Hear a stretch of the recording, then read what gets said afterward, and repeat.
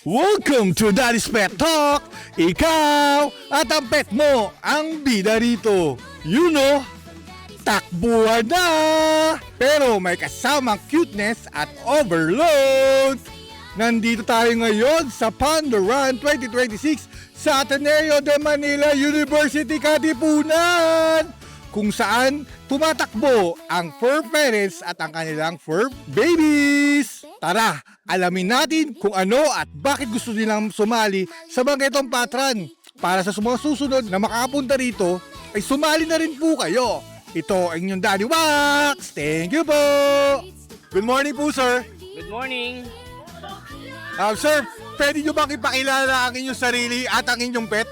Okay, I'm Leonardo Once again, Dayap. if You you're can here, call if me you Ibong for arriving short. runner, please And make I sure have that here you with are me registered in my front pet, of the New Rizal a mini Library. Yes, That's our registration booth is in front of the male New Rizal Library. First named specific call. Dose. Make sure you are Yun. registered. Sir, and that first time you nyo bang pay your sumali sa jersey pet run na by ito? our registration Actually, booth. first time. Our First lovely time. facility. Sir, anong mga As needed. in-expect Once again, nyo if or you just paghahanda arrived, please make sure that sa you ginawa nyo po register rito at our registration para booth paghandaan tong in first front of time the ng New inyong Rizal pet? Library.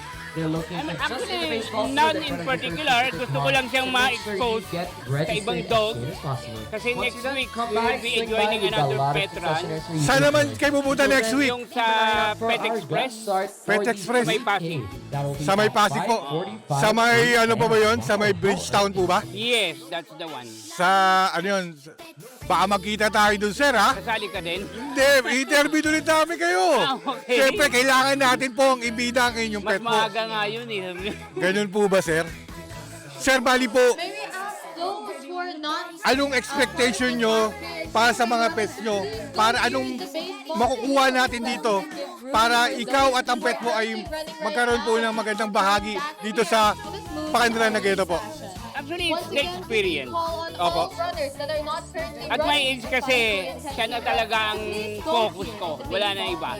Since my son is abroad, kaya sa kanya ako nakafocus. So, any event na pwede kami sumali para magkasama, ginagawa ko. Sir, itong huli kong tanong, sir, medyo pag-isipan nyo, sir. Yung pet nyo na po yan, ano po siya sa part of the family nyo? Kumbaga, ano yung pinakatingin nyo sa kanya po? Actually, grandson na siya kasi may alaga pa ako isa, yung anak ko, yung mami niya. Kaya apo na siya. Yun. Alam niyo naman pag apo, mas mahal kaysa sa anak.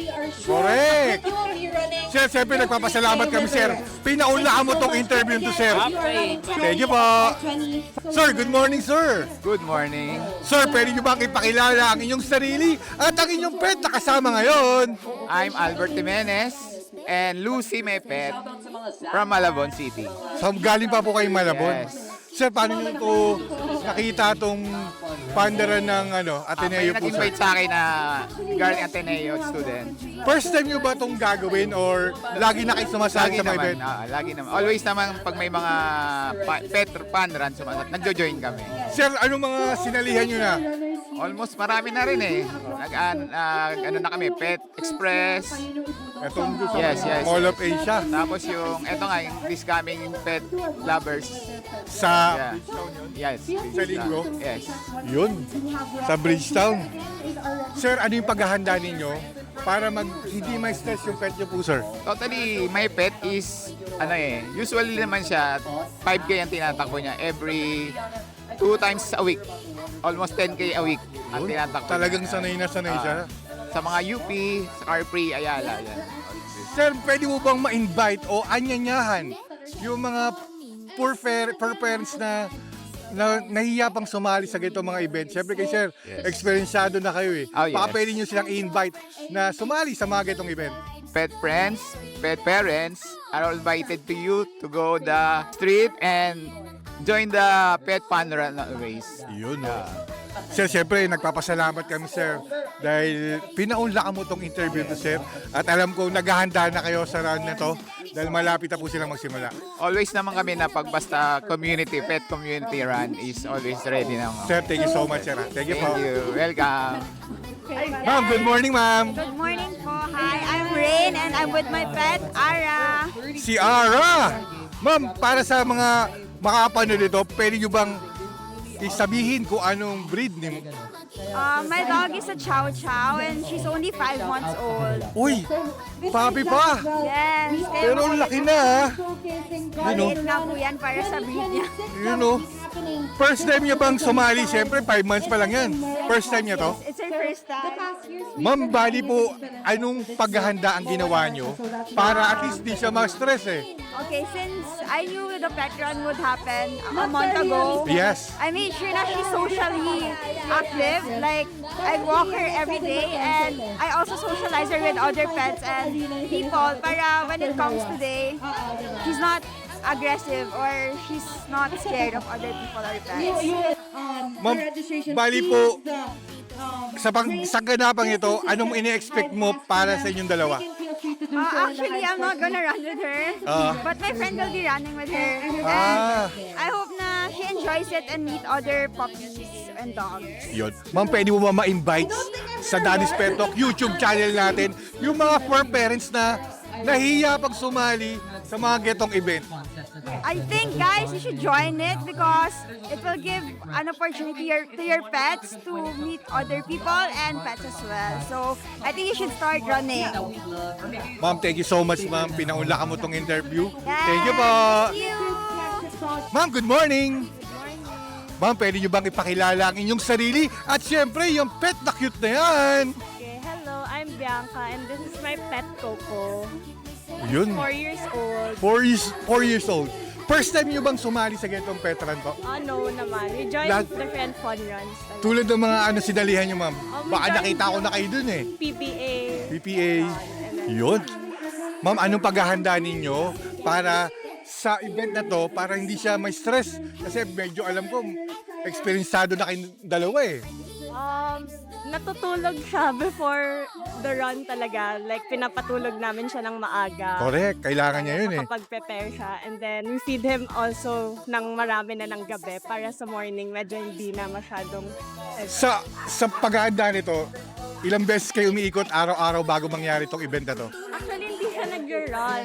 Lawak lang talaga. Walk lang Yun. talaga. Oh, kaya ngayon maganda rin sa mga fur parents na hindi naman randing hinahabol natin ito eh. Kahit walk, kahit naka-stroller, basta sumali kayo dahil banding to, di ba ma'am? Ma'am, pwede nyo bang invite yung mga first-timer na nahihiya pang sumali ganito sa, kasama yung mga fur pets nila eh? Ma'am, pwede mo ba silang ma-invite? Okay, I think it's best to try joining with your pet sa mga fun runs because it's really a good bonding experience for you guys. Yun. Siyempre ma'am, nagpapasalamat ako ma'am dahil na-interview ng Daddy's Pet Talk po kayo. Ma'am, good morning! Good morning po. Ma'am, pwede nyo bang ipakilala ang inyong sarili? At siyempre, itong pet nyo nakasama nyo! Hi guys, my name is Sherwin and this is Tika. Hello. Ma'am, sa mga kaalaman ng mga subscriber natin sa YouTube, anong breed ng inyong pet at ilang taon na siya? Si Tika is Jack Russell, 11 months old po. Mukhang yung Jack Russell nyo, ready na talagang tumakbo eh. Kayo na pa ito nagliligot eh. Opo, kanina pa po 3 a.m. Anong paghahanda ninyo sa event na to para at least hindi siya ma-stress at talagang alam ko, active to mga to eh. Tuwing madaling araw or kaya gabi, nag-walking kami or jogging po. Jogging. Anong mga katangian niya na gustong-gusto mo talaga pag ito mga event na to na talagang hindi ka nahihirapan sa kanya? Yung pagka-dedication niya sa hindi siya tumitigil, diretso lang siya sa takbo pag tumatakbo din ako. Siyempre sa pagmamahal ng fur parents yun eh. Yes Kung po. paano siya pinapractice eh. Yes po, yes. Pwede nyo bang ma-invite yung mga pet community natin dyan na nahihiya pang sumali sa mga pet run para sa susunod, mas marami pa ang pupunta rito. This is my first para to na sinalihan. Siyempre, umpisa kabado pero pag nandito ka na, sobrang saya po. Yun no. Kaya sali na po. Oh, maraming salamat dahil pinaunlakan nyo tong interview to. Dahil alam ko magre-ready na kayo dahil malapit na mag-umpisa po. Thank you po! I'm Yashua de los Reyes from Ateneo de Manila University. And I'm Kenzo Salonga from Ateneo de Manila University as well. Well, the fun run is all about actually bringing people together to celebrate sports, fitness, and the common interest in running, which has been quite popular lately, while also raising funds for our other events, which kind of raise funds for and teach grade school kids in Kalumpang Elementary School about financial literacy. So yun nga, I think he mentioned about the Kalumbang Elementary School, which is actually our SAVE campaign, in which we try to kind of give students a chance to learn more about the world, given that they do not have the capabilities, and given the Philippine economic system and how it's very unequal in this world. You know, we try to give them a chance to learn, give them a chance to grow as people, because we believe, you know, everyone deserves education and everyone, you know, is capable of learning and becoming, you know, maybe the next president.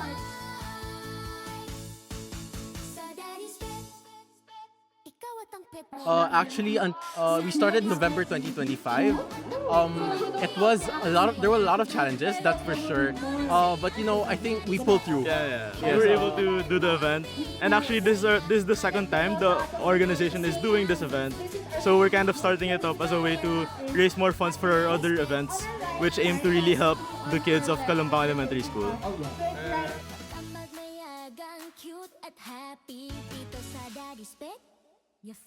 Well, actually for me, what inspired me was really seeing my friends, like other people that like they really have dogs that they really like to spend a lot of time with. They like to walk all the time. Even when they're tired, they really like to spend a lot of time with their dogs.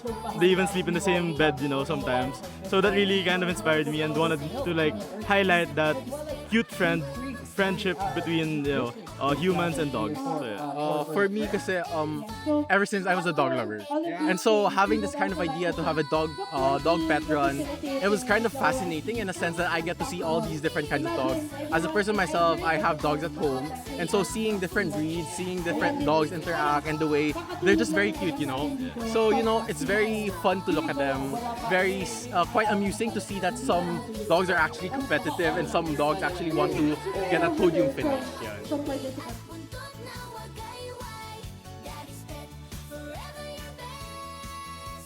For me, I think it's very important that we include animals, because you know, it's a fun run is not only for people. Yeah. You know, a fun run is also for animals, for them to enjoy, for them to actually be more active and be more fit.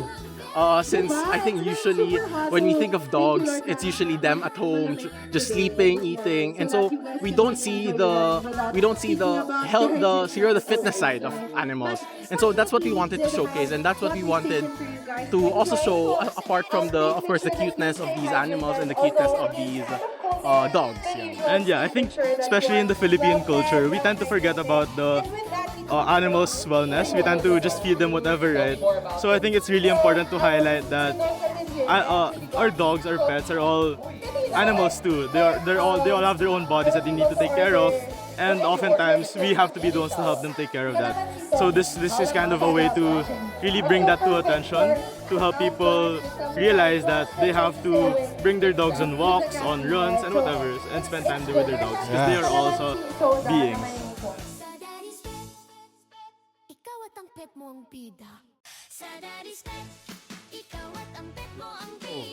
Siguro our goal was really to make an event for the people, for the animals, for everyone. You know, we want an event that's quite unique in a sense, na nakakaiba siyang tingnan sa mga tao, parang quite amusing siya tingnan, and also at the same time, of course, make a fun event. You know, make a positive environment for everyone to just run. And there may be podium finishes, but in the end, it's just a fun run, and everyone receives a medal naman, and that's what we wanted to add. Yeah, parang our goal really with this activity, with this event, was to really bring smiles to the people that are participating, and even to the dogs, especially to the dogs who may just stay at home all the time. We really wanted to give them a unique opportunity, a unique experience to have this like very unique, like when will you ever get to take your dog out on a walk in Ateneo, right? So it's a really unique activity that we hope brought smiles to the participants and even more so to the dogs. So, yeah. Can you please invite for next event of the Panda Run, maybe 2027 or maybe late of the year of 2026. Please invite our subscribers and the pet community. Okay, so siguro next year, watch out. Mecco will have another fun run, especially for pets. Maybe maybe including cats na ngayon, or different animals, or maybe actually another theme. Just watch out. You can follow our Facebook page or IG page at Ateneo Mecco, and just look out for it. Yeah, watch out for Fun Run 2027. Yeah. You there. Any shout out? Ateneo Mecco for Yes, helping Ateneo Mecco. helping us host this event. Yeah. Thank you so much. Thank you so much. Siyempre, natapos na natin tong panduran ng Ateneo. Siyempre, hindi lang ito ang takbuhan para ito sa health at bonding at happiness ng ating mga pets. Sana na-enjoy ninyo ang Panduran 2026 dahil dito sa Daddy's Pet Talk, kayo at ang pet nyo ang bida rito. Sa mga manonood at magsusubscribe, please like and share. Thank you po!